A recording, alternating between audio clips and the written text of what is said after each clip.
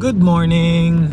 So, ito gusto ko lang magkwento about sa pagmomotor. Okay, bakit ako nagmomotor? Kahit may four wheels naman. So, siguro kasi nandun na rin siguro yung hilig kasi bata pa lang ako, first time ko makakita ng motor sa isang children's encyclopedia. Yung parang Japan encyclopedia pa nga yata yun eh.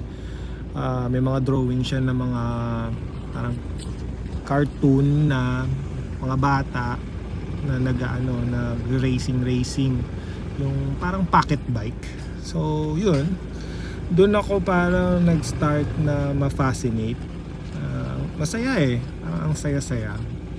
So, tapos fast forward, nung I think 12 years old ako, may nabili yung mom ko na scooter, Japan din, wala nga lang papel. So doon ako talagang naka-encounter ng may motor. Yun, doon ako so paikot-ikot ako na sa village. So akala ko ano na yun, ang bilis-bilis na ng pakiramdam ko noon. Doon ko na-encounter yung ayaw mag-start kasi naubusan na ng battery, kickstart na yung ginagamit mo, naubusan ng gas. So talagang gamit ka lang ng gamit.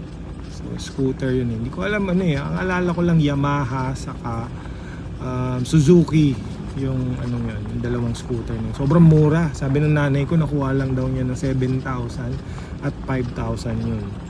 Biruin mo. Sobrang mura. So, sobrang ganda tumakbo. Sobrang smooth. Alam ko hindi sila two-stroke eh. Na siya. Sobrang daling gamitin. So, salpak ka lang ng unleaded, karga mo ng unleaded, andar ka na. So, dun ako tapos fast forward ulit, nagkaroon ako ng Yamaha X1 hanggang sa try ng iba-ibang big bikes, KTM, Honda, may dirt bike din.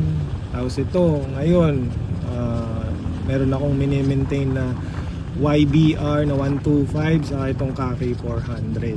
So talagang hilig din. Naaksidente na rin ako sa motor, pero again dapat talagang extra ingat kasi lahat tayo may uuwian pa. So yun lang.